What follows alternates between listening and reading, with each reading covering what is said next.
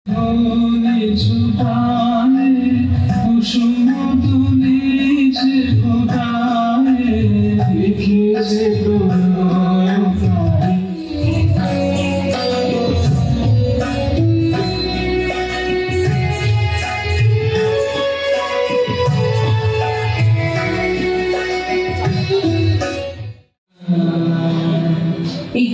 বসে থাকে আগুনারে সাজায় যতনে, বসনে ভূষণে যৌবনেরে করে নির্বাণ।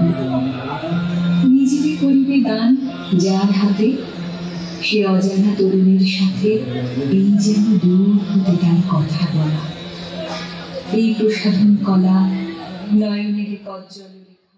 বাংলাদেশ জুড়ে রাজনৈতিক অস্থিরতা, অশান্তি, উগ্রবাদীদের চোখ রাঙানো, এসবের মধ্যেই শীত শেষে এসেছে ঋতুরাজ বসন্ত। সব জড়া ভেঙে প্রকৃতি নিজেকে রাঙিয়েছে নতুন রঙে। ফাগুনের প্রথম দিনে যেন আগুন লেগেছে সবার মনে। বসন্ত বরণে বেঁধেছেন তরুণ তরুণীরা, হাতে খোঁপায় হলুদ গাদা, গায়ে বাসন্তী পাঞ্জাবি, সালোয়ার এবং শাড়ি পরে সেজেছেন তরুণ তরুণীরা। এক মুহূর্তের জন্য যেন তারা সব জড়া ভেঙে মেতেছেন আনন্দের জোয়ারে। লাল, হলুদ, সবুজ, বেগুনি, কমলা বা সাদা রঙে নিজেদের সাজিয়েছেন বাসন্তী সাজে। ঢাকা বিশ্ববিদ্যালয়ের চারুকলা অনুষদের বকুলতলায় শুক্রবার ভোরে শুরু হয়েছে বসন্ত উৎসব 1431। গান, সমবেত নৃত্য, কবিতায় বরণ করে নেওয়া হচ্ছে বসন্তকে। কোকিলের ডাকে মাতোয়ারা চারপাশ। একসময় পাশাপাশি 2 দিন পয়লা ফাল্গুন ও বিশ্ব ভালোবাসা দিবস উদযাপিত হতো। তবে পঞ্জিকা সংশোধনে কয়েক বছর ধরে প্রেম ও প্রকৃতির উৎসব দুটো একই দিনে উদযাপিত হয়ে আসছে।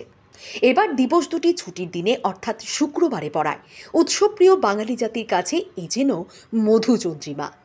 বসন্ত প্রেমের ঋতু। ফাল্গুনে শুরু হয় ভালোবাসার গুনগুনানি।